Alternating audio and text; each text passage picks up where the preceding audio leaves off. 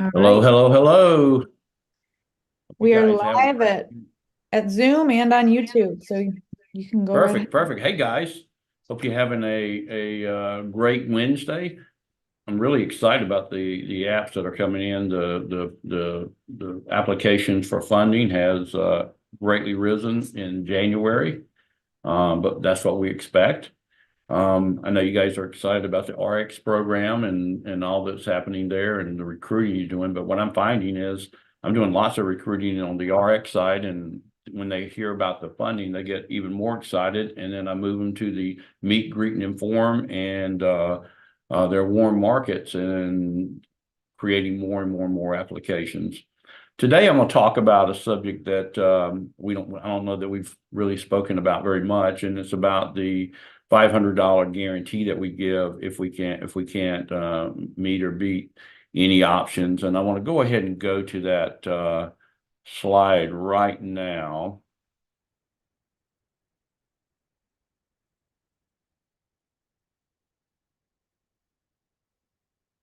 And let me put my glasses on here.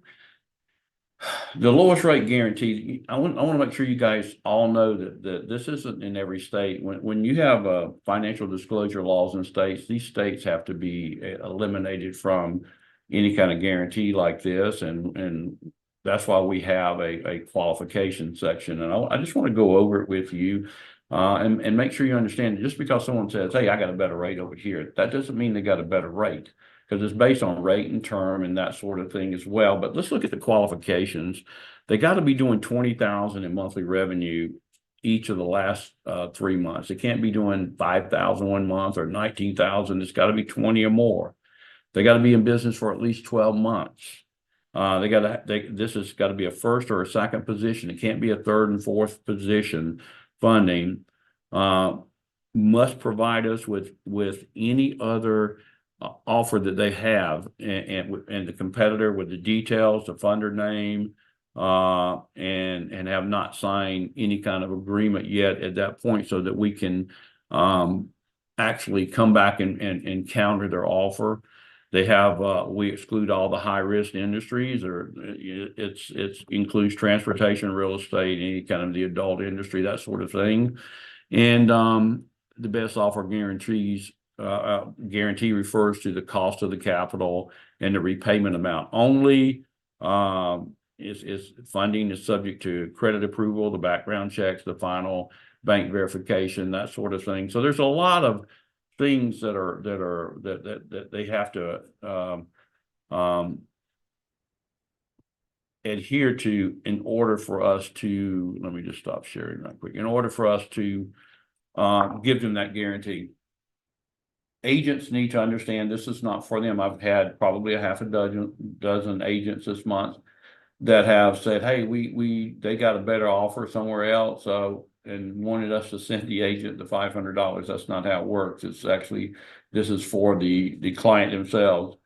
And honestly, it is almost impossible for them to beat our offer, but they got to give us a chance. I mean, they can beat it, but I can go down to I mean, as low points as we need to get the offer, but we're not going to get ridiculous on it.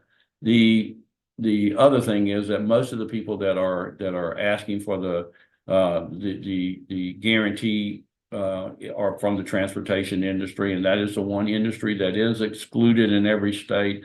And again, we got to look at, are they doing 20,000? They've been in business for years. This is the first or second position, and therefore we'll honor it every time. We haven't had to honor it because I've always been able to go back and get them a better offer. They may or may not have taken it.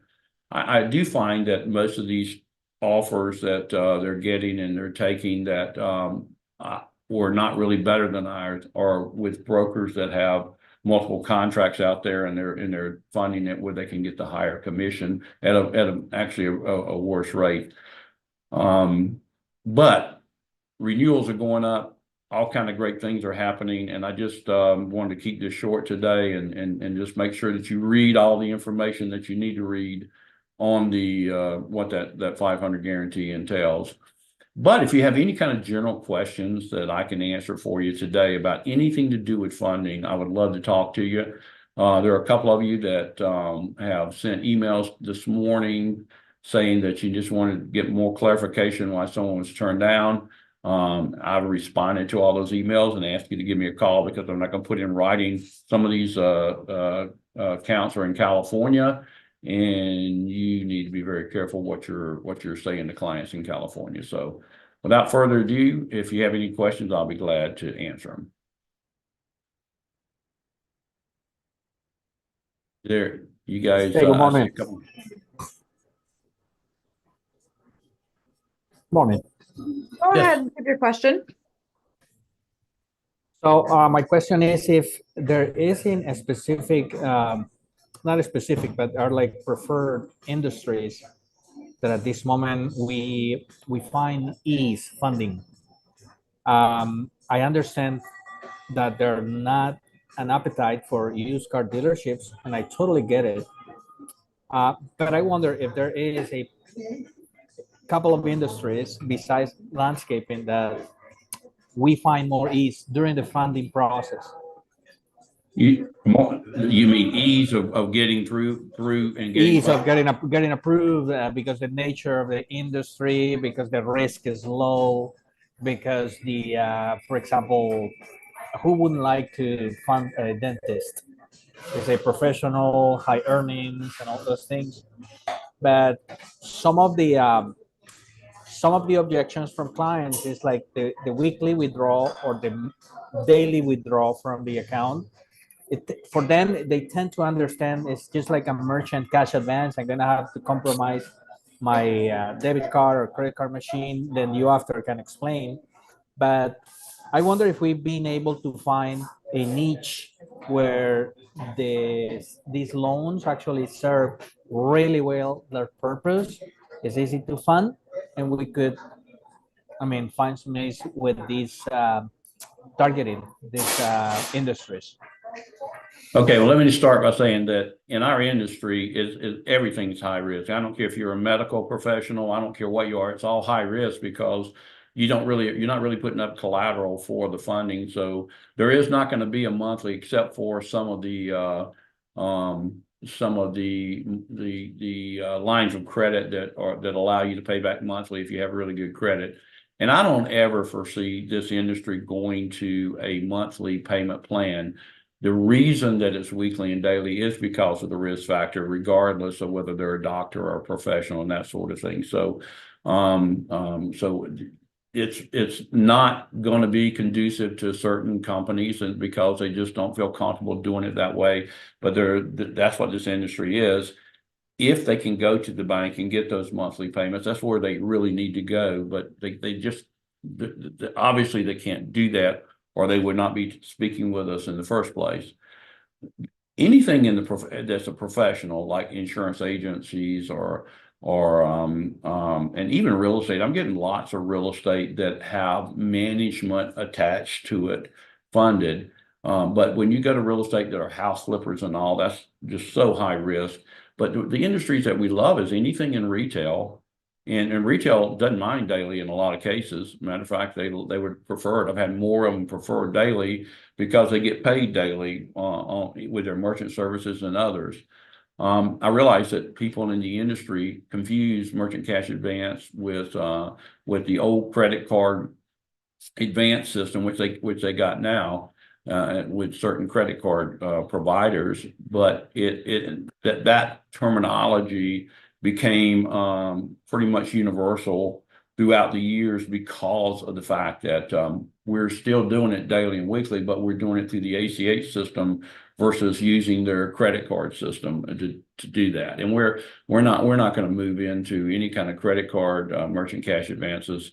Quite frankly, if they got really good credit, they can go to Toast and some of these others and get really, really good accounts anyway. They're really not in our ballpark. I still like construction. I like anything in that because of the amount of funding that we can get for these folks.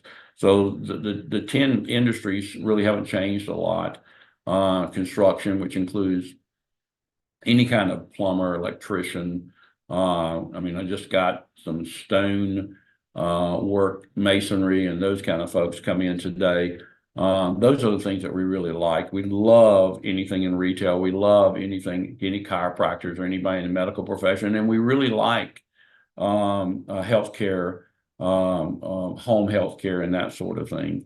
So those are a few of the industries that you can, anything, again, this retail, and they got a brick and mortar, but we do also like e-commerce and some of the great lenders out there like On Deck. They love to fund e-commerce companies and that are producing high volumes of business. And I hope that answered your question. Thank you. I think we got one more hand up. Matt, you can go ahead and unmute. Oh, wait, I did. Good morning, Wade. Good morning, Wade. Good morning.